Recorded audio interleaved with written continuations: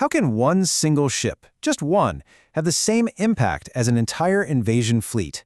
Well, that's exactly what we're going to deconstruct today. This is the story of how a lone destroyer sent a massive geopolitical shockwave through the Taiwan Strait, arguably the most dangerous waterway on the planet. Everything kicks off right here. It's April 17, 2026. A single ship, the Japanese destroyer JS Ikazuchi, sails into the Taiwan Strait. Seems pretty routine, right? But what happened next? Well, it was anything but. Because this was Beijing's reaction. I mean, this isn't your standard diplomatic protest. They used words loaded with genuine pain and anger. Phrases like indescribable suffering and mistake upon mistake.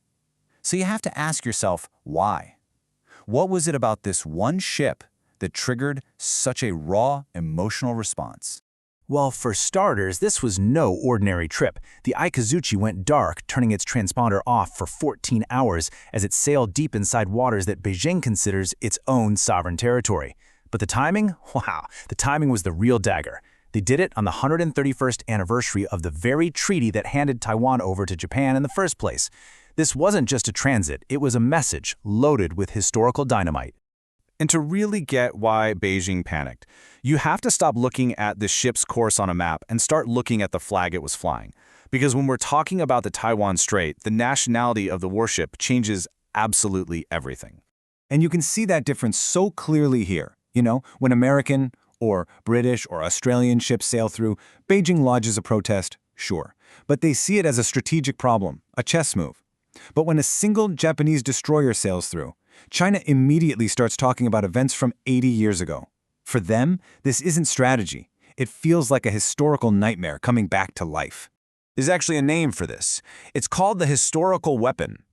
You see, the Chinese Communist Party's entire origin story, its whole claim to power, is built on one core idea.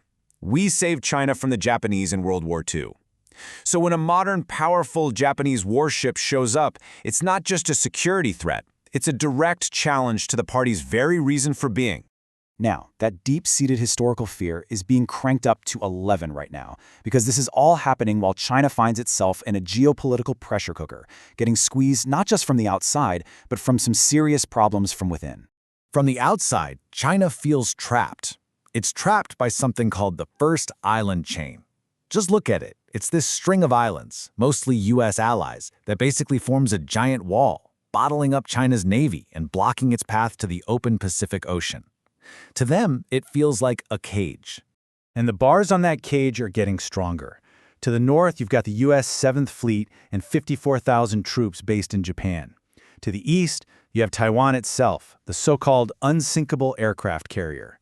Down south, the U.S. now has missile batteries in the Philippines that can hit mainland China. And in the background, you have AUKUS nuclear submarines prowling the waters. It's a ring of steel that is tightening by the day. But you know, as intense as all that is, the biggest threat to Beijing might actually be coming from inside its own borders. Let's start with the people. China's demographics are in a total crisis. In 2025 alone, the population fell by almost 3.4 million people. To put that in perspective, that's the worst drop since the Great Famine under Mao. Births tanked by 17%. The country is growing old before it has a chance to get rich, and it's shrinking way faster than its rivals. And the economy, it's just as bad. Real estate investment has been the engine of Chinese growth for decades, and in 2025, it collapsed by 17%. This isn't a dip, folks. This is a foundational pillar of their entire economic model starting to crumble. And if that weren't enough, there's turmoil at the very top. Xi Jinping is in the middle of a massive military purge, getting rid of senior commanders in the Rocket Force and the Eastern Theater Command, the exact people he would need to lead an invasion of Taiwan. It raises some really serious questions about how ready and how loyal the PLA actually is. Okay, so you've got China squeezed from the outside and rotting from the inside.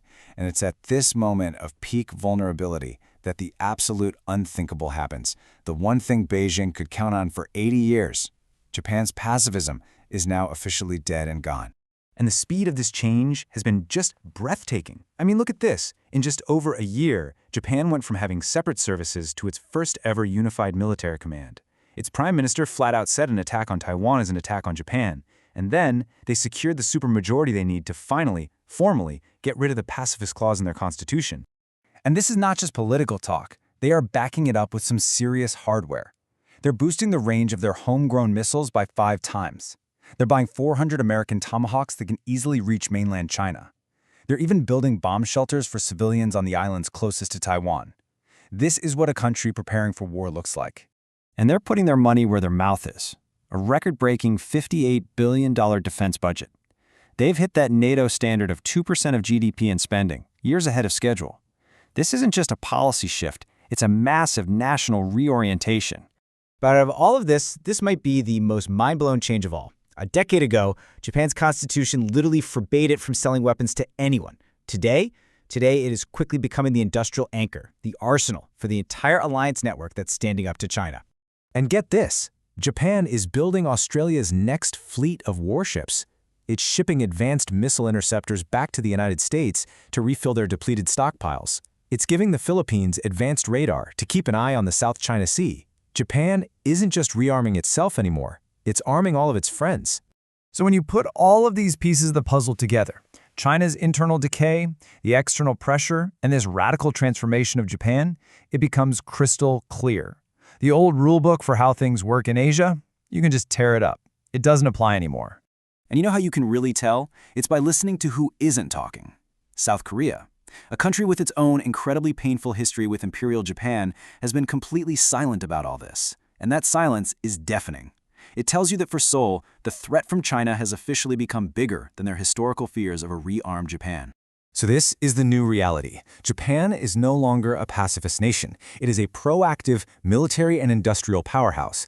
The alliances against China are getting stronger and acting more like a single bloc. And Beijing's aggressive rhetoric, it's coming from a place of weakness, not strength. And that is why that one destroyer, the JS Ikazuchi, now carries the symbolic weight of this entire massive transformation. Which brings us to the final, critical question. For 80 long years, Beijing could always rely on one thing: a pacifist Japan. That safety blanket is gone forever. Now, every time an Allied warship sails through the Taiwan Strait and China does nothing, its credibility takes a hit.